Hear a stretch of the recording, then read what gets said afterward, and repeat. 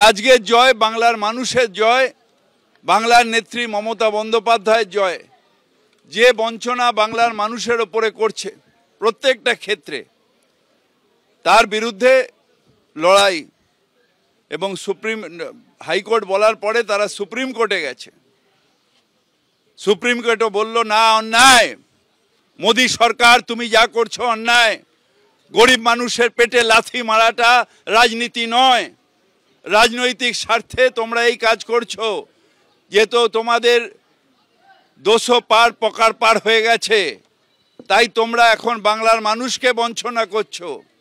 সেই লড়াই মুখ্যমন্ত্রী চালিয়ে গেছেন এবং তার ফল আজকে সুপ্রিম কোর্ট থেকে আমরা পেয়েছি।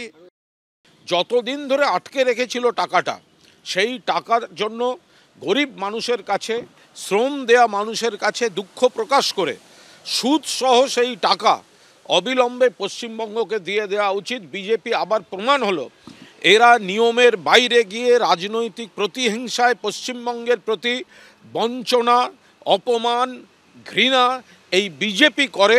এবং এই 100 দিনের টাকা আজ সুপ্রিম কোর্টের রায়ে প্রমাণ হয়ে গেল বিজেপির প্রতিহিংসার রাজনীতি চলছিল। অবিলম্বে বিজেপি টাকা দিতে বাধ্য।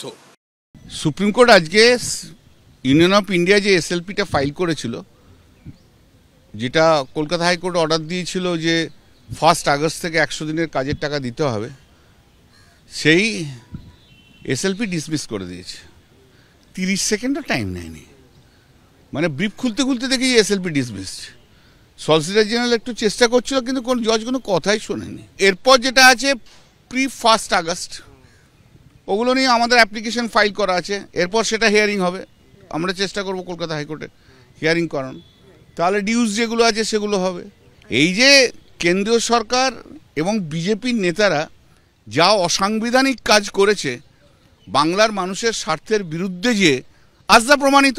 এসব বড় বড় বক্তৃতা দিয়েছে, এসেছে, বাংলার মানুষের টাকা যাতে না যায় তার জন্য বড় বড় কথা বলেছে, পুরো কেন্দ্রীয় সরকারটাকে লাগিয়েছে, সেটাকে একদম দুর্মুষ করে দিল। আজকে একদম ধূলিসাৎ হয়ে গেল, ধূলিসাৎ হয়ে গেল।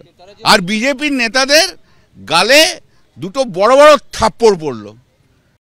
আপনারা জানেন যে 18 জুন কলকাতা হাইকোর্ট নির্দেশ দেয় যে 1 আগস্ট থেকে 100 দিনের কাজের প্রকল্প চালু করতে হবে। কেন্দ্রকে স্পষ্ট নির্দেশ দিয়েছিল কলকাতা হাইকোর্ট, যে নির্দেশকে চ্যালেঞ্জ করে সুপ্রিম কোর্টে গেছিল কেন্দ্র। সুপ্রিম কোর্টে কেন্দ্র এসএলপি দাখিল করেছিল, যেটা আজকে শটান খারিজ করে দিয়েছে সর্বোচ্চ আদালত। ফলে বহাল রইল কলকাতা হাইকোর্টের 18 জুনের রায়।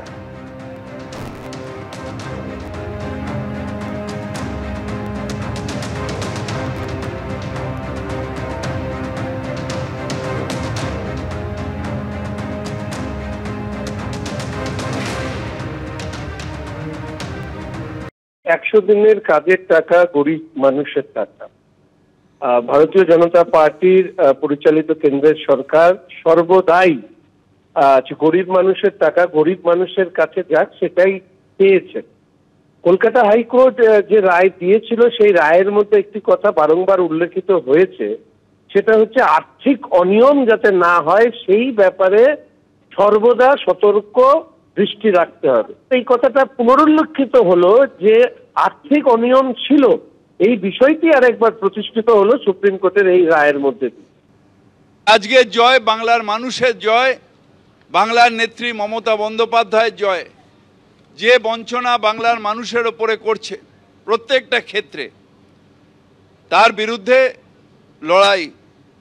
এবং হাইকোর্ট বলার পরে তারা সুপ্রিম কোর্টে গেছে। সুপ্রিম কোর্টও বলল না, অন্যায়, মোদী সরকার তুমি যা করছো অন্যায়। গরিব মানুষের পেটে লাথি মারাটা রাজনীতি নয়, রাজনৈতিক স্বার্থে তোমরা এই কাজ করছো। যেহেতু তোমাদের 200 পার পকার পার হয়ে গেছে, তাই তোমরা এখন বাংলার মানুষকে বঞ্চনা করছো। সেই লড়াই মুখ্যমন্ত্রী চালিয়ে গেছেন এবং তার ফল আজকে সুপ্রিম কোর্ট থেকে আমরা পেয়েছি। এটাই তো হওয়ার ছিল, তার কারণ এই গরিব মানুষের টাকা, দেখুন দুর্নীতি হয়েছে এটা একটা প্রশ্ন, দুর্নীতি, চুরি, লুটপাট 100 দিনের কাজ পশ্চিমবাংলায় হয়েছে, তার জন্য সমস্ত রকম তদন্ত, শাস্তি দেওয়া এগুলো করতেই পারে। কিন্তু গরিব মানুষের টাকা আইনি অধিকার, নৈতিক অধিকার নয়, আইনি অধিকার যেটা ইউপিএ সরকার দিয়েছিল, সেই টাকা আটকাতে পারে? এটা কি বিজেপির নিজস্ব পৈতৃক সম্পত্তি? কেন্দ্রীয় সরকার চাইলে আটকে দিতে পারে?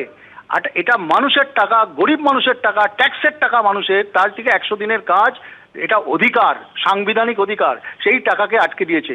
সুপ্রিম কোর্ট যে রায় দিয়েছে, এই রায়কে আমরা স্বাগত জানাচ্ছি। দরকার হলে তদন্তকারী সংস্থা দিয়ে যারা দুর্নীতিগ্রস্ত তাদেরকে আইডেন্টিফাই করুন, কিন্তু যারা স্বচ্ছ পরিষ্কার কাজ করেছে তাদের টাকা আটকানো অনৈতিক, অন্যায়।